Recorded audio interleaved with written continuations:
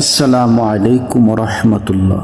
সম্মানিত ভিউয়ার্স, একবার ভেবে দেখেছেন কি এই পৃথিবীতে এমন একটি বাক্য আছে যেটা একজন মানুষকে চিরকালের জন্য জান্নাতের পথে নিয়ে যেতে পারে? একটি মাত্র বাক্য যেটা পড়লে মানুষের সব গুনাহ মাফ হয়ে যেতে পারে, যেটা একজন কাফিরকে মুহূর্তের মধ্যেই মুসলমান বানিয়ে দেয়।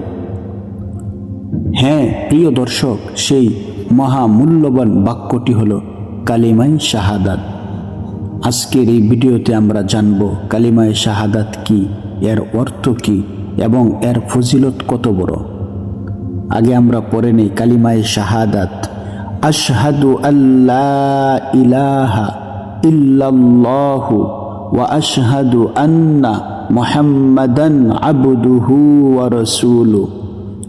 অর্থ, আমি সাক্ষ্য দিচ্ছি যে আল্লাহ ছাড়া কোনো উপাস্য নেই এবং আমি আরও সাক্ষ্য দিচ্ছি যে হযরত মুহাম্মদ সাল্লাল্লাহু আলাইহি ওয়াসাল্লাম আল্লাহর বান্দা ও রাসূল। সম্মানিত ভিউয়ার্স, এই কালেমা শুধু মুখে বলার জন্য নয়, এই কালিমা হলো একজন মুসলমানের জীবনের মূল ভিত্তি।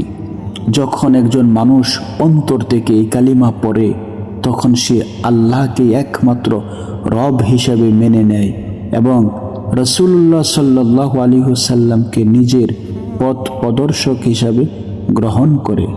সম্মানিত ভিউয়ার্স, হাদিসে এসেছে রাসূলুল্লাহ সাল্লাল্লাহু আলাইহি ওয়াসাল্লাম বলেছেন, যে ব্যক্তি আন্তরিকতার সাথে লা ইলাহা ইল্লাল্লাহ বলবে সে জান্নাতে প্রবেশ করবে। সুবহানাল্লাহ। সহিহ বুখারী। সুপ্রিয় সম্মানিত ভিউয়ার্স, ভাবুন তো, একটি বাক্য কিন্তু এর প্রতিদান চিরস্থায়ী জান্নাত। মৃত্যুর সময় যদি কারো শেষ কথা হয় লা ইলাহা ইল্লাল্লাহ, তাহলে সে জান্নাতে প্রবেশ করবে। তাই আলেমরা বলেন যত বেশি সম্ভব এই কালেমা পড়তে থাকুন। সম্মানিত ভিউয়ার্স, আমরা হয়তো অনেক দোয়া জানি না, অনেক নফল আমল করতে পারি না, কিন্তু আমরা সবাই এই কালেমা পড়তে পারি। রাস্তা চলতে চলতে, ঘুমানোর আগে, নামাজের পরে চুপচাপ মনে মনে বলুন লা ইলাহা ইল্লাল্লাহ। এই একটি বাক্য আল্লাহর কাছে এত প্রিয় যে কিয়ামতের দিন এটি আপনার নাজাতের কারণ হয়ে যেতে পারে। আসুন আমরা সবাই একসাথে কালিমায়ে শাহাদাত পড়ি।